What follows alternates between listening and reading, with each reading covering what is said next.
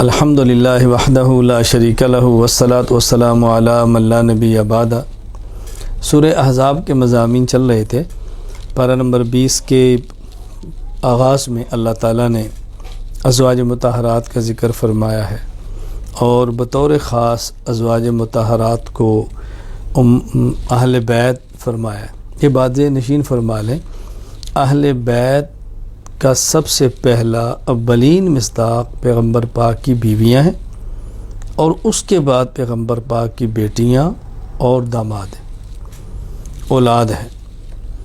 تو اہل بیت کا پہلا مصداق پیغمبر کی بیویاں ہیں اور اللہ تعالیٰ نے اس آیت کے شروع میں پیغمبر کی بیویوں کو اہل بیت فرمایا اور رسول اللہ صلی اللہ علیہ وسلم کی بیویوں کے ذریعے امت کو بات سمجھائی ہے کہ خواتین کو گھر میں رہنا چاہیے، بلا ضرورت باہر نہیں جانا چاہیے، ضرورت پیش آ جائے تو بند سور کے باہر نہ نکلیں، آواز کو یوں نہ نکالیں کہ جس سے بندے کے اندر رغبت پیدا ہو۔ یہ باتیں سمجھائی ہیں اور پھر مرد عورت دونوں کے بارے فرمایا کہ جو اطاعت کرتے ہیں، نماز کی پابندی کرتے ہیں، روزہ رکھتے ہیں، شرمگاہوں کی حفاظت کرتے ہیں، ذکر کرتے ہیں، اللہ تعالیٰ سب کو اجر عطا فرمائے۔ اور پردے کا فرمایا ہے کہ پردے کا بہت اہتمام کریں۔ اللہ تعالیٰ نے اپنے نبی سے فرمایا کہ اپنی بیویوں کو، بیٹیوں کو، ایمان والی عورتوں کو سب کو یہ بات سمجھاؤ، پردے کا اہتمام کریں۔ حضرت زین اور زینب رضی اللہ تعالیٰ عنہما کا اللہ نے قصہ بیان فرمایا ہے کہ حضرت زینب کا نکاح حضور پاک صلی اللہ علیہ وسلم کے منہ بولے بیٹے حضرت زید کے ساتھ ہوا ہے۔ ان کا آپس میں نبھا نہیں ہو سکا، طلاق ہوئی، پھر حضور صلی اللہ علیہ وسلم کا نکاح حضرت زینب سے ہوا ہے۔ تو یہ رسم بد کو ختم کر دیا گیا پیغمبر کے عمل کے ذریعے کہ منہ بولی بیٹی سے نکاح کیا جا سکتا ہے۔ منہ بولے بیٹے کی بیوی یعنی بہو، منہ بولا بیٹا، اس سے بھی نکاح ہو سکتا ہے۔ تو یہ مسئلہ سمجھا دیا گیا کہ منہ بولا بیٹا اس کی بیوی سے بھی جب وہ طلاق دے تو نکاح کر سکتے ہیں۔ اسی طرح منہ بولی بیٹی حقیقی بیٹی نہیں ہے، اس سے بھی نکاح ہو سکتا ہے۔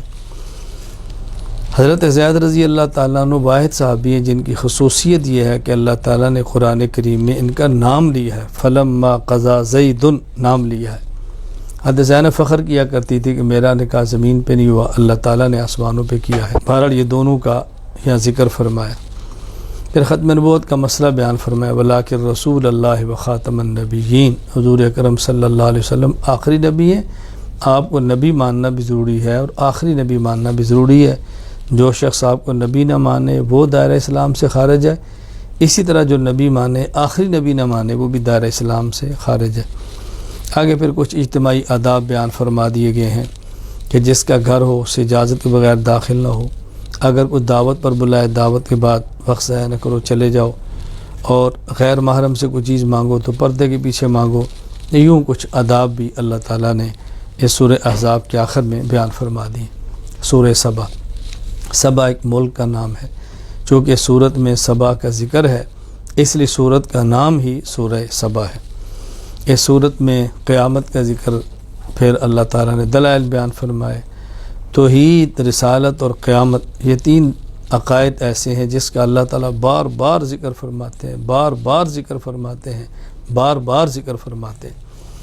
یہاں اللہ تعالیٰ نے حضرت داؤد علیہ السلام کا واقعہ بیان کیا، سلیمان علیہ السلام کا واقعہ بیان کیا، اہل سبا کے قصے کو بیان کیا۔ حضرت داؤد علیہ السلام کو اللہ نے خلافت دی ہے۔ پھر آپ کا معجزہ ہے، جب آپ زبور کی تلاوت کرتے تو پہاڑ بھی ساتھ پڑھتے تھے، آپ زبور کی تلاوت فرماتے تو پرندے بھی آپ کے ساتھ زبور پڑھتے تھے۔ اور حضرت داؤد علیہ السلام کو معجزہ ہے کہ لوہا بالکل ان کے ہاتھوں میں نرم تھا، جس طرح ہم کوئی چیز ایسے ریشم ہمارے ہاتھوں میں نرم ہے، لوہا ان کے ہاتھ میں نرم تھا، جیسے چاہتے اسے ہو جاتا تھا۔ ان کے بیٹے سلیمان علیہ السلام کو اللہ نے ایسی بادشاہت دی ہے کہ ان کے بعد کسی کو ایسی بادشاہت نہیں ملی۔ پھر حضرت سلیمان علیہ السلام پرندوں کی بولیاں جانتے تھے۔ حضرت سلیمان علیہ السلام چیونٹی کی بولیاں جانتے ہیں۔ جنات پہ اللہ نے حکومت دی ہے۔ حضرت سلیمان علیہ السلام کے بہت سارے کام ایسے تھے تو جنات سر انجام دیتے تھے، ہنڈیاں پکا رہے ہیں، تعمیرات کا کام لے رہے ہیں، بہت مسجد اور جو آپ چاہتے ہیں ان سے بنواتے ہیں۔ یہ حضرت سلیمان علیہ السلام کا معجزہ تھا کہ اللہ پاک نے یہ نعمت ان کو عطا فرمائی تھی۔ پھر اللہ تعالیٰ نے اس میں حضرت سلیمان علیہ السلام کی موت کا ذکر کیا ہے، فلما قضینا علیہ الموت ما دلہم علی موت الا دابۃ الارض تأکل من ساتا۔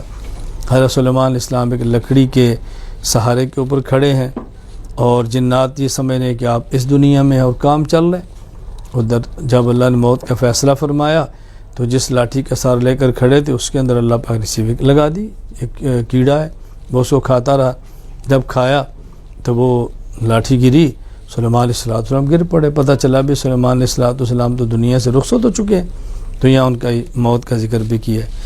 آخر میں اللہ تعالیٰ نے پھر مشرکین کی بات فرمائی ہے، شرک کو پہلے دلائل سے رد کیا، پھر فرمایا قیامت کا دن ہوگا، مشرک کہیں گے ہم اللہ ایمان لاتے ہیں، اللہ تعالیٰ فرمائیں گے اپنی انا اللہ متناوش من مکان بعید، وقت گزر گیا ہے، یہ دارالجزا ہے، دارالعمل نہیں ہے، اب ایمان لانے سے کیا ہوگا، وقت گزر گیا۔ تو اللہ نے آخر میں اس کا ذکر فرمایا۔ سورۃ الفاطر، الحمدللہ الذی فاطر السماوات والارض، فاطر کا معنی پیدا کرنے والا، چونکہ فاطر کا ذکر ہے اس لیے سورت کا نام بھی سورۃ الفاطر ہے۔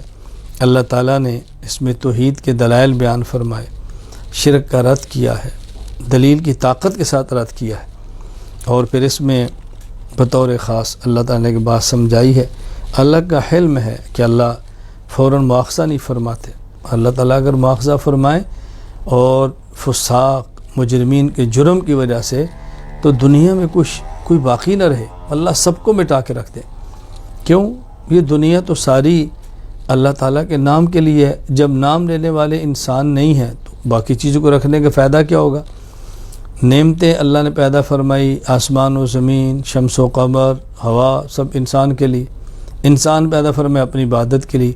جب یہ عبادت نہیں کرے گا تو پھر چرند پرند سب چیزیں رکھنے کی ضرورت ہی نہیں ہے۔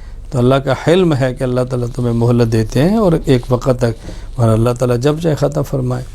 پھر یہاں پارہ نمبر 22 کے آخر میں سورہ یاسین ہے، کچھ حصہ اس کا پارہ نمبر 22 میں مختصر سا، اور زیادہ پھر آگے پارہ نمبر 23 کے اندر آ رہا ہے۔